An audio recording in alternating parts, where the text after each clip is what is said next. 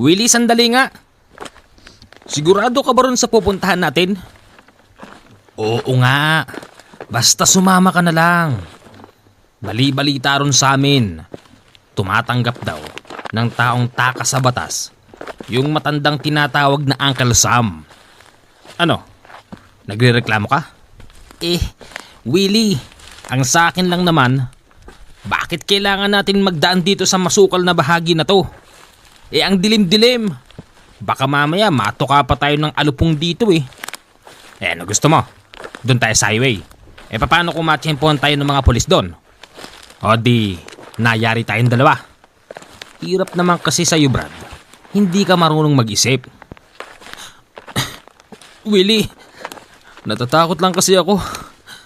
Mas matakot ka kapag natsyempohan tayo ng pulis. Baka nakakalimot ka kung paano natin pinatayo amo nating walang hiya.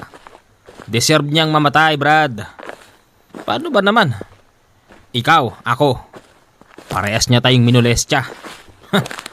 Yun na nga Dapat dun sa mga ganun, hindi na hinahanap hindi na hinahanapan ng katarungan. Kaya nga sumunod ka na lang. Meron pa rin namang hustisya sa mga kagaya niyang walang hiya. Pero syempre, kailangan natin magtago. Kaya nga dito tayo dumadaan sa loob ng kagubatan para mahanap natin ng mabilisan yung bahay ni Uncle Sam at ni Auntie Esme. Sige na nga, Willie.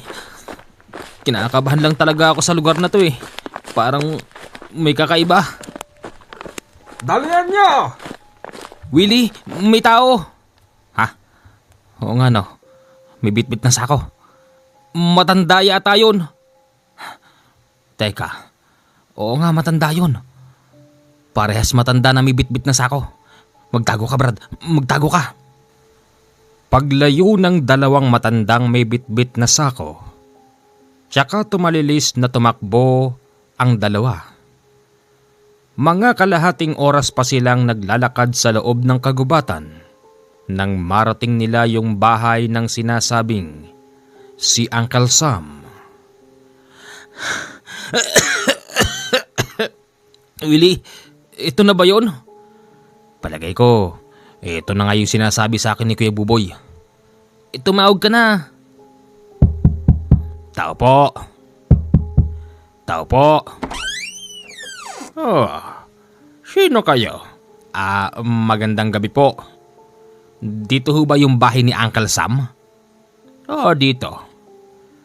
Sino kayo? Willie ho. Pinapunta ho ako rito ni Kuya Buboy. Si Buboy. Halika, pasok kayo. Salamat po. Medyo luma na ho pala tong bahay nyo, no? Medyo. Siyam! Ano yon? Hindi ka pa ba tapos dyan? Malapit na, nagtatadtad lang ako rito. May bisita tayo, si Willie. Pinapunta raw siya rito ni Buboy. Sige, sandali lang. Paupuin mo muna mga bisita. Sige. Laking pagtataka ni Willie. Yung kasama niya ay biglang nawala. Akala niya na iwan ito sa labas. Nang muli niya itong silipin, hindi niya na nakita ang kasama niya. Brad? Sinong hinahanap mo dyan? Uncle Sam? Ako si Uncle Sam. Sinong hinahanap mo? Yung kasama ko po.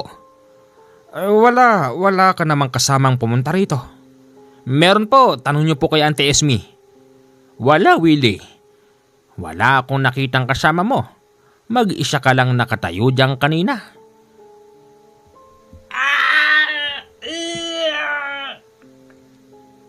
Teka, si Brad yun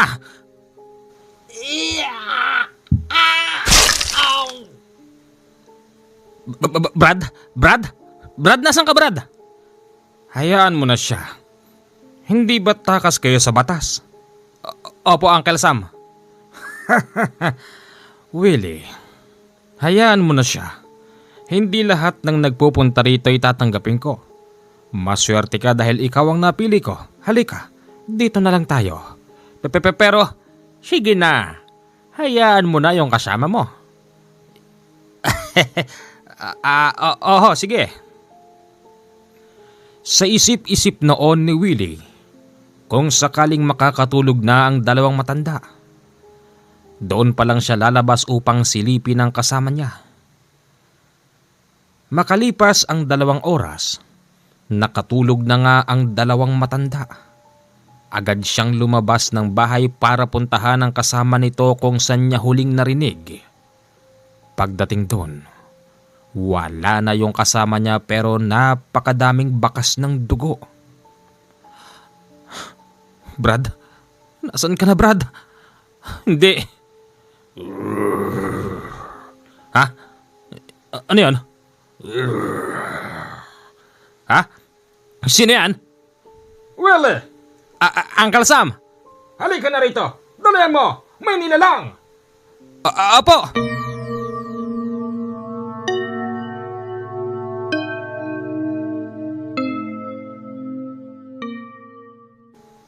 Bago natin simula ng napakagandang kwento, please comment Hi Commander o kaya naman Hello Commander. Makita ko lang po ang inyong mga comment, masaya na po ako. Maraming salamat po. Tara at simulan na natin. Ano ba naman yan, Robby? Bakit na naman ba, Sandra? Umaga ka nang nakauwi. Hindi pa man lang nagiinit yung puwet mo sa kama, ni hindi mo man lang ako pinagbibigyan. Aalis ka na naman? Sandra, parte ito ng trabaho ko. Baka nakakalimutan mo. Nagkakilala tayo, pulis na ako. At bago tayo magpakasal, napag-usapan na natin yung mga bagay-bagay na yan na handa kang maghintay sa akin. Oo nga, Robby. Pero nakakainis. Wala ka bang day off man lang?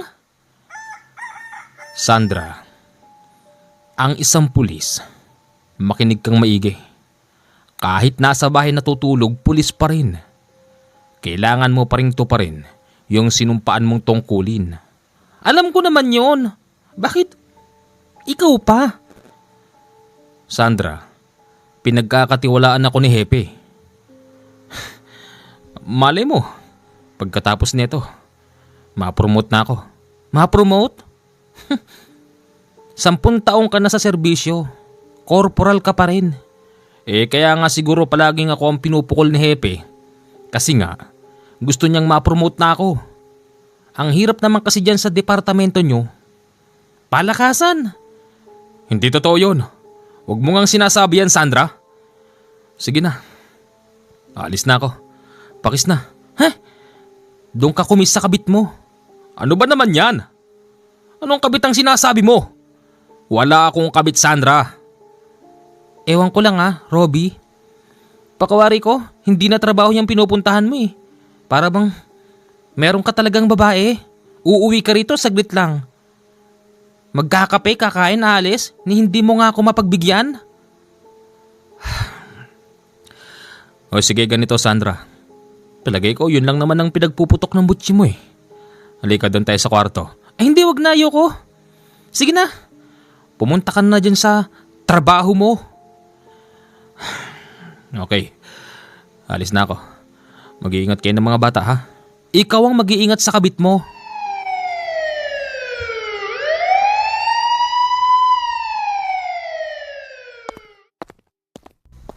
Good morning, sir.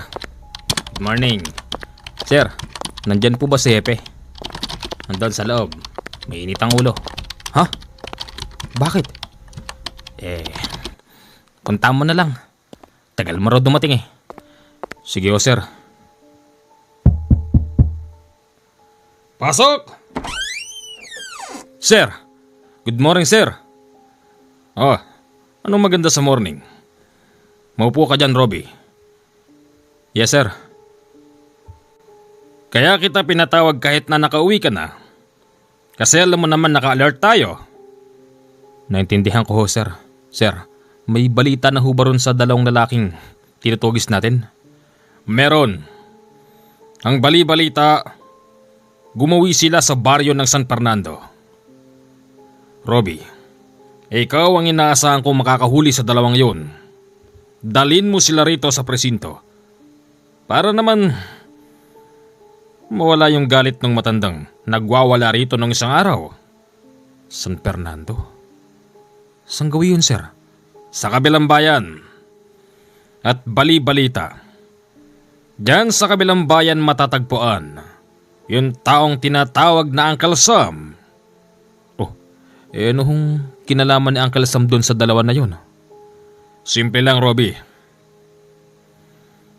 Ayon dito sa ating intel, yang si Uncle Sam tumatanggap ng mga taong takas sa batas. Mag-imbestiga kayo ng palihim. Magsama ka ng kabady mo si Robles. At kapag napatunayan niyong yang si Uncle Sam ay talagang tumatanggap ng mga taong takas sa batas, arestuhin niyo. Sir, wala po tayong warrant. Basta arestuhin niyo. Madali na lang gawa ng script yan. Yung mga ganyang klase ng tao, hindi na dapat pang nagtatagal. Sige ho, sir. O lumakad ka na. Puntahan mo si Robles. Siguradong naninigarilyo na naman yun sa likod. Yes, sir. Si Robby at si Robles ang naatasan na pumunta sa sinasabing baryo ng San Fernando. Hirap naman kasi kay Hepe. Kapag ganitong sitwasyon, palaging tayo pinapadala, Robby. Pero kung ako tatanungin, okay lang kasi parte yun ng trabaho natin. Kaya lang, ikaw ang iniisip ko, Robby. Ang tagal mo na sa serbisyo. Yan pa rin ang ranggo mo. Sir Robles, okay lang yun. Ang importante sa akin, kahit saan tayo mapadpad, pulis pa rin tayo at tumutupad ng tungkulin. Alam mo naman, nasa oras magbaba ng utos ang taas, wala tayong karapatan magtanong. Wala tayong karapatan na kumontra. Kung may bulilyaso man, importante ginawa natin yung trabaho natin bilang isang pulis. Hindi ba, Sir Robles? Siya nga pala, Robby. Medyo maselan tong mission nating dalawa. Huwag mo na akong tatawagin pang Sir Robles. Tony na lang para hindi mahalata. Sige sir, huwag din sir. Tony, okay? Sige Tony, malayo pa ba? Medyo malayo pa naman. Ipapakita natin dyan kay Hepe na hindi tayo patulog-tulog sa trabaho. Bibigyan kita ng araw. Hindi tatagal ng 3 araw to.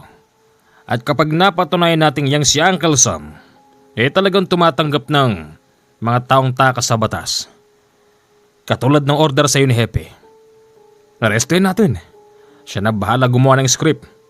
Alam mo naman yang si Hepe, may initi ng ulo niyan sa mga taong gumagawa ng masama kasi straight cop yan eh. Ganun na nga, Tony. Nang makarating sila sa sinasabing bahay ni Uncle Sam, nandun pa pala yon sa pinakalikod, tapos napapaligiran ng maraming puno. May malawak na bakod na barbed wire, tapos sa harapan ay merong malaking karinderya. Good morning, sir. Kakain po sila? Good morning.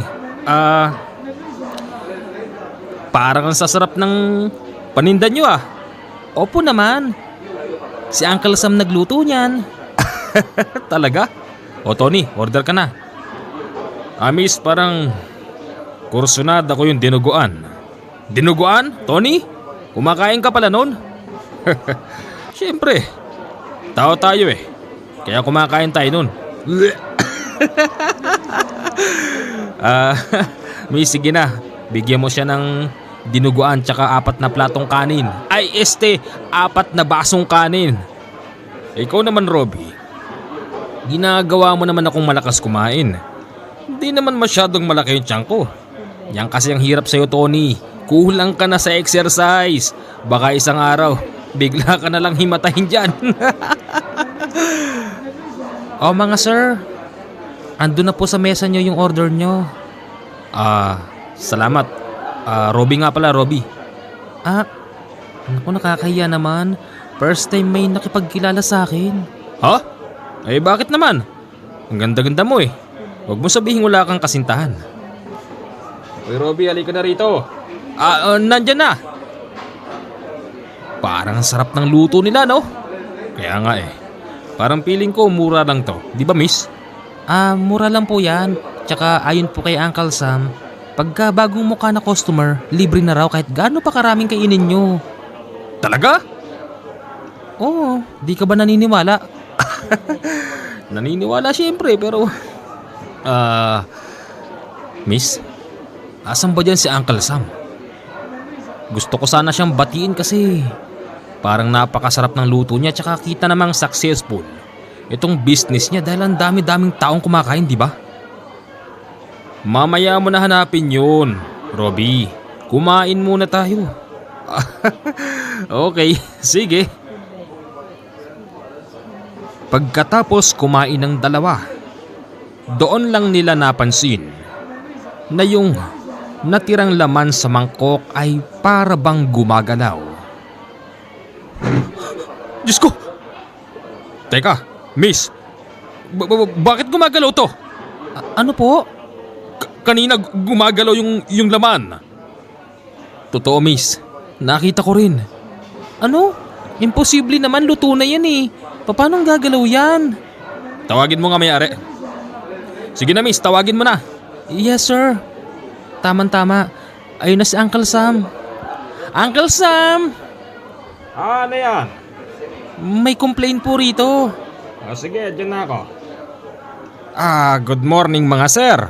Ay, may complaint daw kayo. Bakit ba? Itong kinakain namin, gumagalaw yung karne. Lumang tugtugin na yan mga sir. Baka naman wala lang kayong pambayad. Huwag kayong mag-alala. Dahil bagong mukha lang naman kayo rito, hindi ko kayo pagbabayarin pero huwag nyo naman sanang sirain ang aking negosyo. Ang daming taong kumakain. Hindi namin sinisiraan. Totoo yung nakita namin ni Robby. Talagang gumagalaw yung isang pirasong karni kanina. Sir, paano naman gagalaw yun eh? Patay na yung karni ng baboy na yan. Sige nga, baka naman kasi namamalik mata lang kayong dalawa. Eh lalo na ito si Sir Robby, parang wala pang tulog. Sino ba sa inyo nakakita? Ako ho, Uncle Sam. Ganun ba? Kulang ka lang sa tulog, Robby. Tignan mo yung mata mo. Palagay ko nga, Tony, namalik mata lang tayong dalawa. Parehas nga naman tayong wala pang tulog. Siguro nga. Sige, ganito na lang. Papauwian ko na lang kayo ng kinain nyo at pagmasdan nyo maghapon kung gagalaw ba yung karne. Nako, hindi na po, Uncle Sam. Pasensya na po. Tara na, Tony. Sige ho. Uncle Sam. Willie, bakit ka lumabas? Uncle Sam, narinig ko kasi nagrereklamo yata sa luto ko yung dalawang lalaki. Hindi. Okay na. Pumasok ka ron sa loob. Naku, Brad. Masyado kang matapang. Bakit naman dala mo pa yung tadtaran mo ng karne? Narinig ko eh. Kung may reklamo kayo, dumiretso kayo sa akin ha. Hindi yung sisigaw pa kayo dyan sa mesa. Ang dami-daming taong nakakarinig. Baka mamaya masira tong karinderya ni Uncle Sam. Naku, hindi naman. ang totoo niyan, namalikmata lang kami. Tignan mo naman kasi yung mata ko. Di ba Tony? Oo.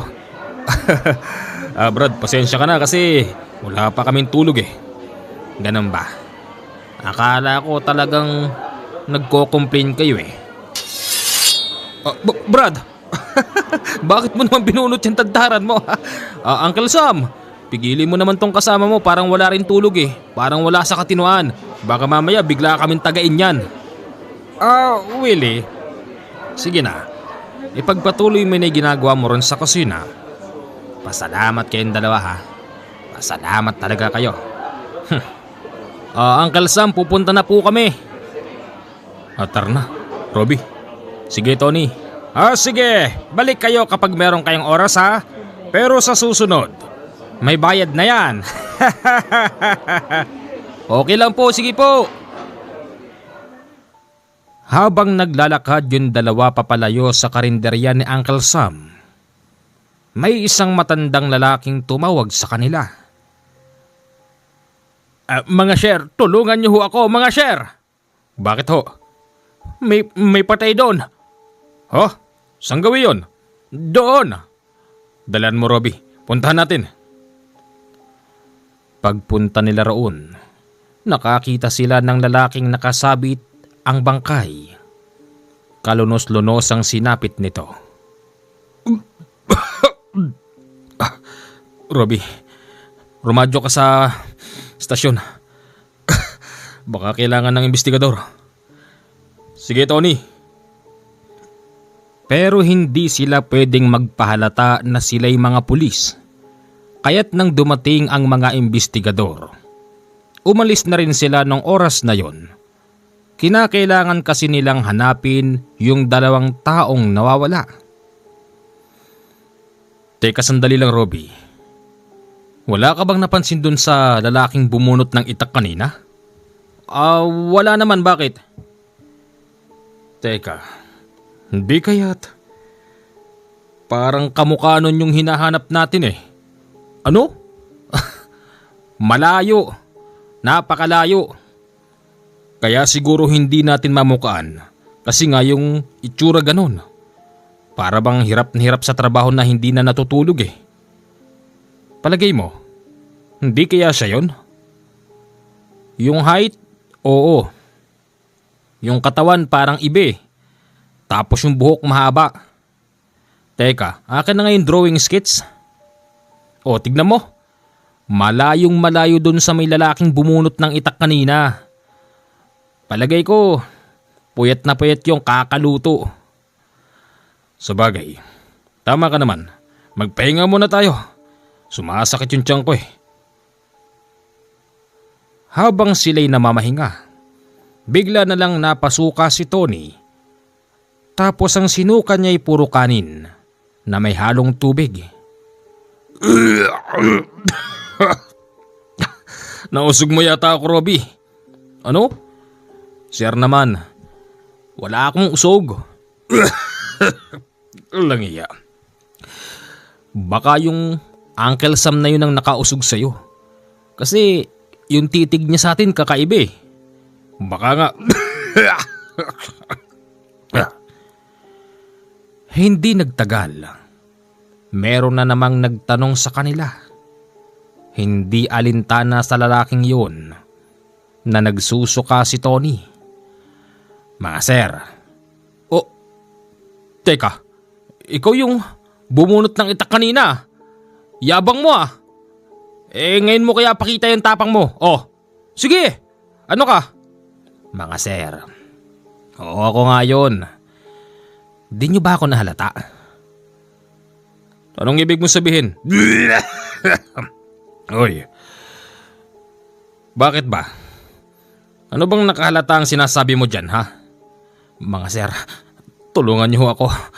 Nagpapapansin lang ako, sir eh. Para magalit kayo. Para halungkatin niyo yung buong karinderya at bahay ni Uncle Sam. Mga sir, unang tingin ko pa lang sa inyo, mga otoridad kayo. Bakit? Sino ka ba? Sir, ako si Willie. Ako yung taong pumatay sa amo ko. Baka hinahanap niyo ako, sir. Sumusuko na ho ako. Mas gusto ko makulong kaysa dun pamanirahan sa bahay ni Uncle Sam. Mga sir. Sabi ko na nga ba ikaw yun eh. Halika, arestado ka. Sir. Sandali lang. Alam kong hindi lang ako ang pakay nyo rito. Alam kong si Uncle Sam. Oo, siguro naman. Meron kayong balita tungkol sa kanya. Mga sir, totoo. Sila yung pamilyang takbuhan ng takas sa batas. Sir, kapag marami nang nalalaman yung mga nakatira sa kanila, pinapatay nila tapos hinahain, sir. Ano? Anong hinahain? Yung kinain mong dinuguan. Tao yun! Walang iya ka. Huwag mo nga akong lokohin. Totoo yun. Ako pa yung tagatantad eh. Sir, huwag niyo muna akong hulihin. Ganito, bumalik kayo ron sa karinderya. O kaya naman magmanman. Huwag lang kayo magpapalata. Tapos pag malapit na kaming magsarado bandang nagdidilim, sisenyasan ko kayo. Doon kayo dumaan. Huwag kayo mag-alala. Hindi ako tatakas. Magpapahuli ako. Basta hulihin niyo rin yan sa Uncle Sam. Siya nga pala mga sir. Aswang si Uncle Sam. Tsaka yung asawa niya. Aswang din yun. Robby, tumawag ka kayo ng backup. Sir, huwag na sir. Baka maalarma sila. Kaya nilang tumakas pag ginusto nila. Mga sir, yung bang mga bala nyo'y may orasyon? Orasyon? Aanhin naman namin ng orasyon. Sir, baka hindi tumalab yan. Kasi nakikita ko eh. Sigurado ka? Oo sir. O sige, ganito na lang. Bumalik ka na ron, baka mahalata ka pa.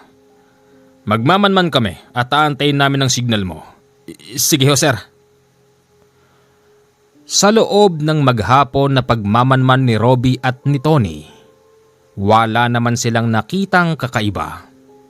Maliban lang doon sa isang kolong-kolong na nagbaba ng isang napakahabang styrofoam. Hindi nila alam kung ano ang laman nun. Willie! Uncle Sam? Anong ginagawa mo dyan sa labas? Sarado na tayo. Uncle Sam, nagpapahangin lang po. Sigurado ka?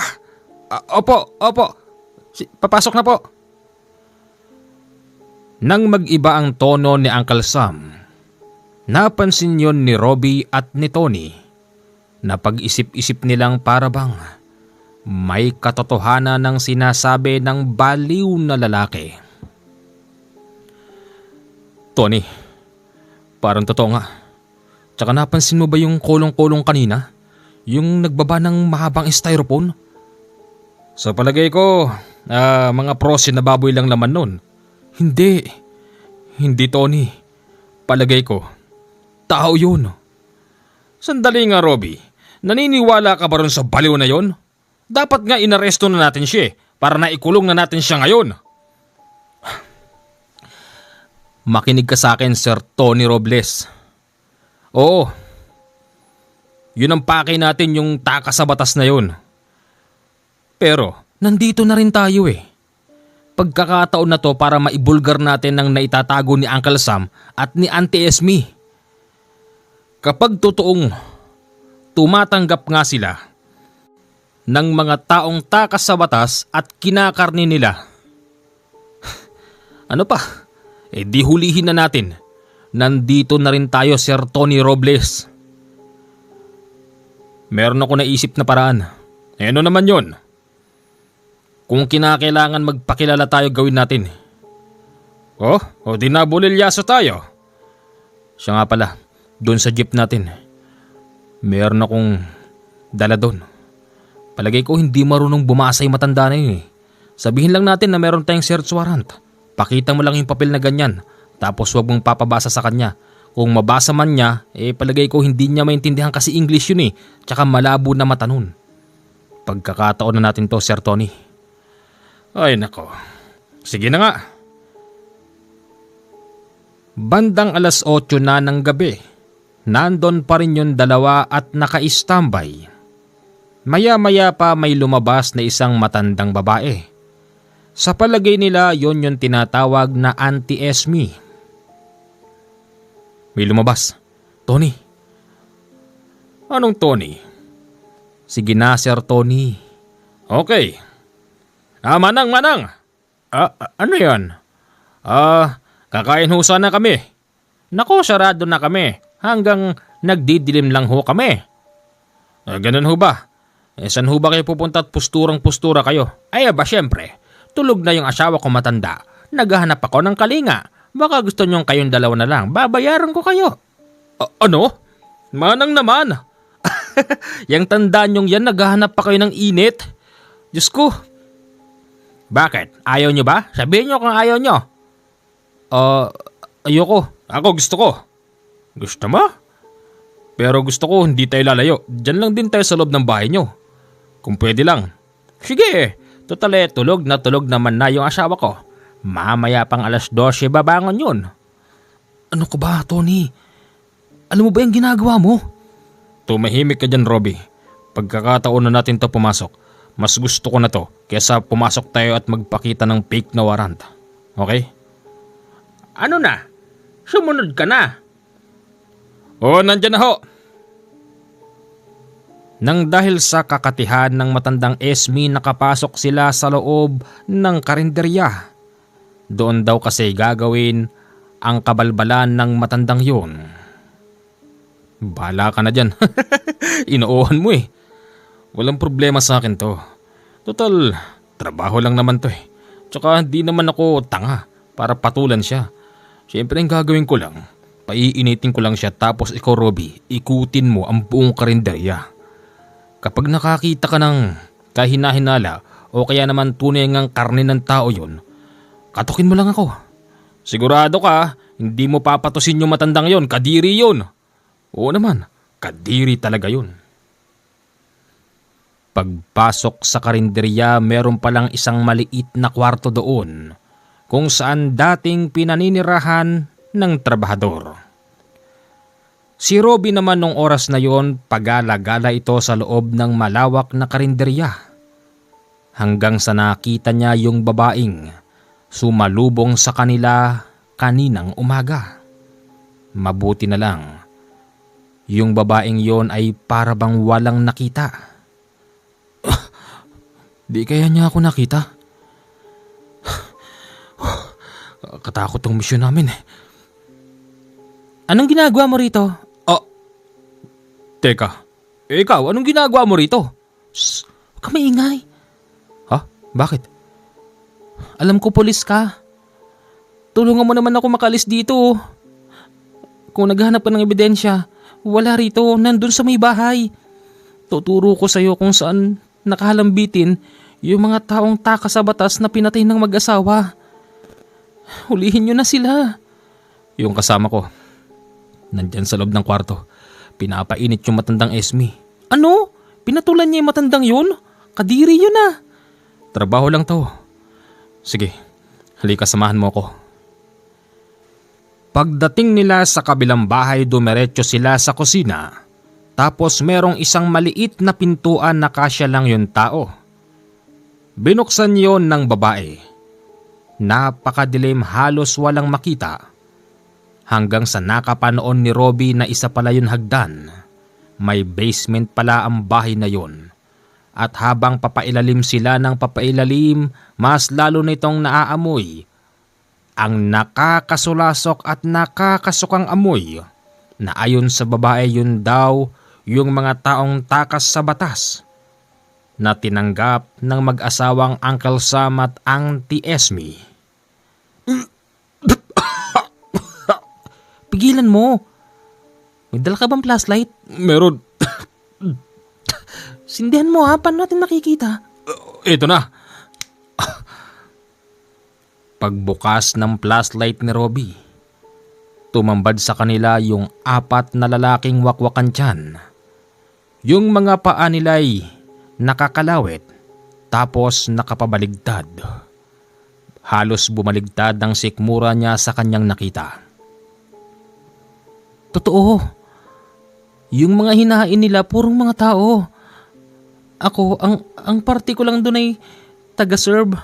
Tapos yung si Willie, siya yung nagtatadtad at nagluluto. Kala ko yung matanda. Oo, assistant siya noon. Sir Robby, hulihin nyo na siya pero mag-iingat kayo. Aswang ang mag-asawang yun. Ganun ba? Sige. Sinasabi ko na nga ba? Ha? Huwag kang lalapit. Puputokan kita. Akala mo siguro, matatakot mo ko sa dalamang baril. Ganon? O di tignan natin.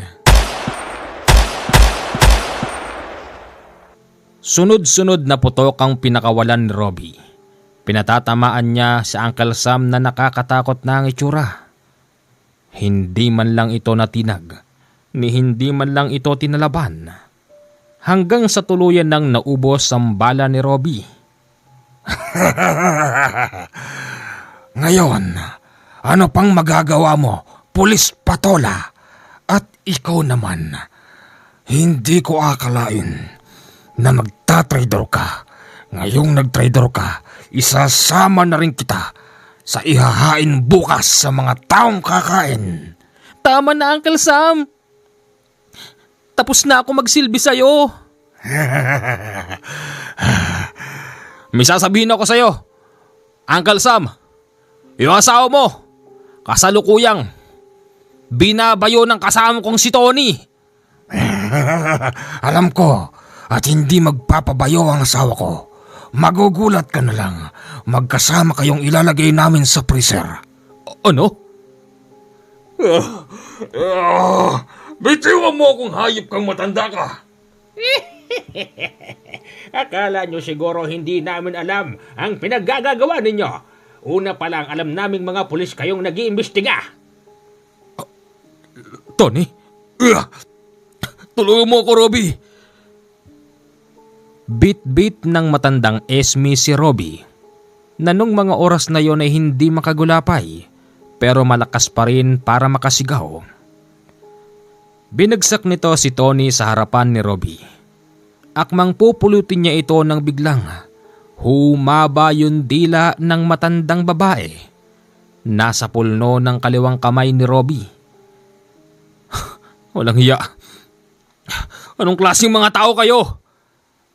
Hindi kami mga tao. Mga aswang kami. At yung pinakakain namin sa mga tao, yun ay magiging antanda na magiging aswang din sila balang araw. Ginagawa namin ang mga bagay na ito upang kumalat ang aming saling lahi at nang hindi kami maubos. Ganon? Kung ganon, mamamatay tayong sabay-sabay dito. Laking gulat ng lahat nang biglang maglabas ng granada si Robbie. Sinabihan niya yung dalawang aswang na subukan tumakbo dahil segundo lang ang bibilangin, puputok na yon kapag binitiwan niya. Sige, tumakbo kayo! Tignan natin! Bitiwan mo yan! Bitiwan mo yan! Hindi. Ganon ah. Total nakakain din naman kami ng handa ninyo. Wala nang kwenta kung mabubuhay pa kami. Sama-sama na tayo rito. Ano? Sige. Bakit di ka makahakbang? Total, hindi ka rin naman tinatablan ng bale. Eh di, sama-sama na tayo rito ngayon. Ano? Hindi mo yan kayang gawin. Sigurado ako dyan. Mahal mo ang buhay mo. Alam ko yan. Hayop ka! Mamatay ka na! Ha? Yeah! Isang halipaw lang noon ni Willie na nanggaling sa likod. Naputol ang ulo ni Uncle Sam. At sumunod na paghalipaw nito, si Auntie Esme naman ang tinamaan sa dibdib. Tumagas ang dugo nito. Tinangkapan nitong tumakas pero hinabol siya nang galit na si Willie. Nagsisisigaw ito sa labas hanggang sa inabutan niya sa malaking puno si Auntie Esme at doon wala itong awang. Pinagtataga ang matandang babae. Patawarin niyo po ako. Tama na yan. Nagawa mo na yung dapat mong gawin. Sir, ito aaminin kong ako ang pumatay. Pero yung dati naming amo, hindi ako ang pumatay. Pinagbibintangan lang ako, sir. Tulungan niyo naman ako, sir. Oo, aminin ko talagang pinatay ko tong dalawang aswang na ito. Pero yung matandang amo namin noon, hindi, sir. Halika na, tumayo ka na dyan.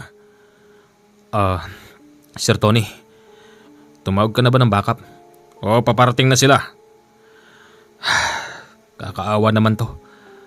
Malalaman natin kung talaga bang meron siyang kasalanan. Ikukonsidera natin na tayong pumatay rito sa dalawang matanda na to. Para hindi na yan madagdag pa sa kaso niya. Kasi kahit na ano mangyari, kahit na ano mang isipin natin, nakatulong din sa atin ang taon to. Sige, Sir Tony. Pagkatapos ng pangyayaring yun, ang iniisip ngayon ni Robbie at ni Tony, yung sinabi ng mag-asawang aswang. Paano nga kung totoong may sangkap para maging aswang din ng mga taong nakakain nun? Kaya nga't nakikiramdam si Robbie at si Tony sa kanilang sarili. Baka kasi isang gabi magulat na lang sila na maging aswang din sila. Oh, bakit? Wala. Bakit wala? Ano bang nangyayari sa'yo ha, Robbie? Gabi-gabi, napapansin ko parang hindi ka makatulog. Naisip mo ba yung nangyari? Oo. Meron kasing sinabi yung mag-asawang matanda na yun, na lahat ng nakakain ng paninda nila sa karinderya pwedeng maging aswang. Ano? Natatakot ako. Baka mamaya magkatotoo. Ang hirap ng sitwasyon. Naku, kung magpatingin ka na kaya sa doktor. Ano ka ba naman? Doktor? Hindi naman pang doktor to eh.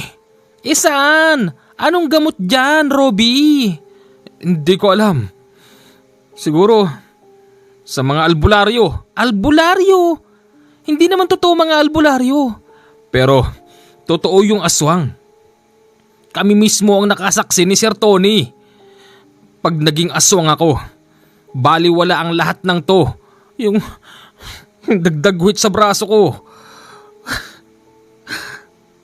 Sige, ganito. Ihingi tayo ng tulong. Kanino naman? Derun sa papa ko. Huh? Ayoko. Mata pobre yun eh. Kinabukasan pag-out noon ni Robbie, wala siyang nagawa ng bitbitin siya ng asawa niya papunta sa bahay ng biyanan. Tiyempong nagiinom ang tatay niyang matanda. Pa?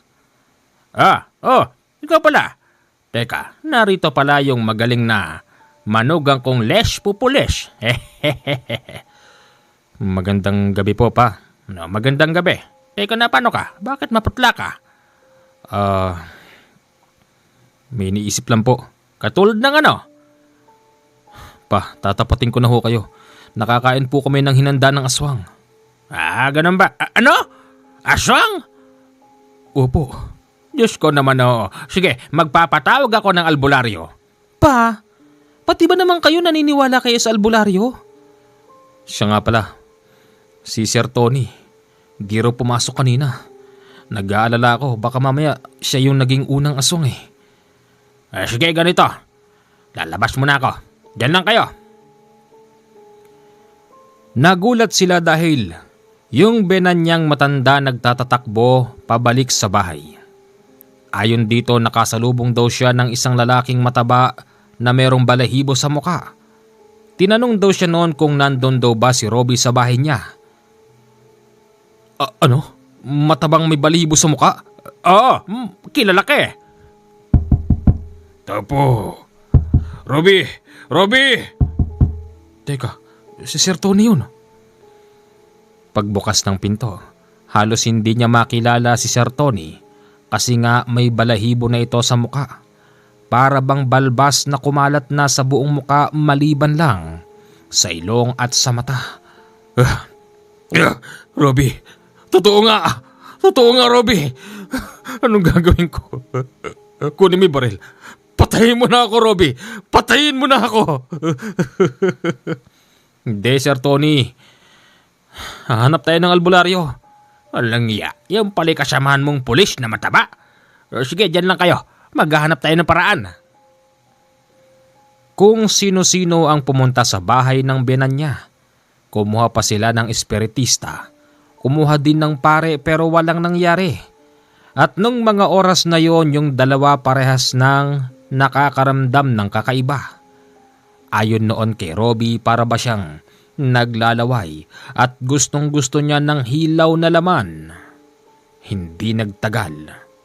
Silang dalaway nagwawala na sa loob ng kwarto at gusto na nilang makatakas doon para kumain ng hilaw na laman.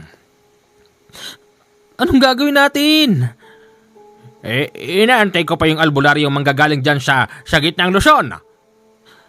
Baka mapano silang dalawa. Nandito yung mga baril nila. Nung mga oras na yun, alam pa rin nilang dalawang ginagawa nila. Pero hindi nila mapigilan ng sarili nila sa pagkilos ng hindi maganda.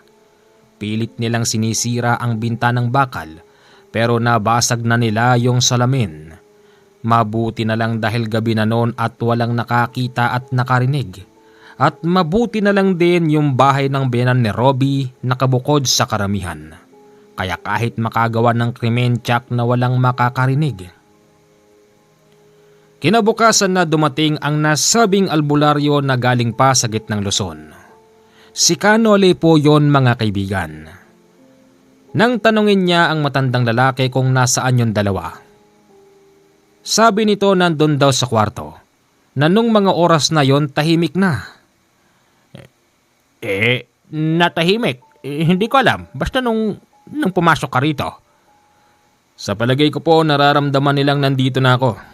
Huwag kayong mag-alala. Ibabalik natin sila sa dati. Huwag kayong papasok. Akong bahala sa dalawang to. Pumasok si Canole sa loob. At nang makita siya ni Robbie at ni Tony, pinagtulungan siyang dambahin. Pero nadampot ni Canole ang leeg ng dalawa kaya't sinaldak sila parehas sa tiles. Kasabay noon ang pag-usal ng pamako kaya hindi basta nakakilos yung dalawa.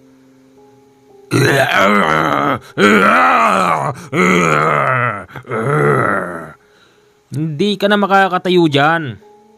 Tatanggalin ko na ang pagiging aswang mo. Sa pamamagitan ng pamako hindi sila makakilos at nang ibuka ni Canole ang kanilang mga bibig, agad niyang hinulugan yon ng makapangyarihang langis na merong nakalagay na mutya mula sa halamang Javier.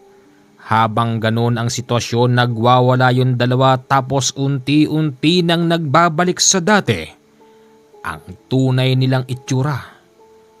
Nang bumalik na yung dati nilang itsura, pinapasok na ni Canole ang matanda tapos yung babae. Doon nakita nilang okay na yung dalawa. Magpasalamat ho kayo dahil dadaan lang ako rito. Hindi ko kailangan magtagal dahil meron pa akong ibang lakad. Ikaw, sabihin mo sa akin, saan matatagpuan yung karinderya na yun? Sige ho, isusulat ko na lang. At pag dumaan ako ron, kapag nakaramdam akong may nahawa ron, gagamutin ko rin ng mabilisan. Sige ho, salamat ho sa tulong nyo sa amin. Naku, wala yun. Ako dapat ang magpasalamat sa inyo kasi kayo yung tapat na nagsisilbi sa bayan. Sana, abutin nyo yung mataas na ranggo. Pagkatapos isulat ni Sir Tony kung saan matatagpuan ang karinderya. Lumakad na roon si Canole. Tapos nakita niya yung karinderya sira-sira na. Para bang sinirang sadya ng mga tao.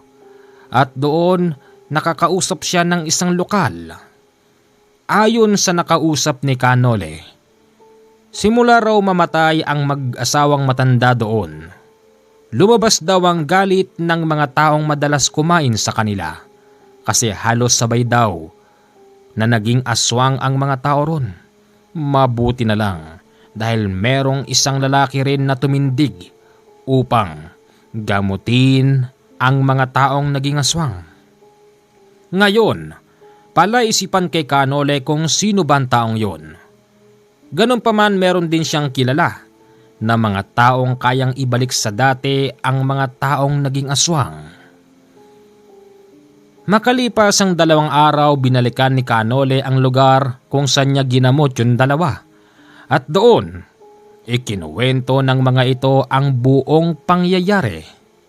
Dahil nandun din si Willie. Dahil nakalabas na siya nung oras na yun at siya'y nakapagpiyansa sa tulong ng pulis na si Robbie at si Tony.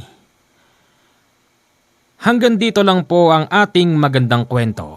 Magandang gabi po sa inyong lahat.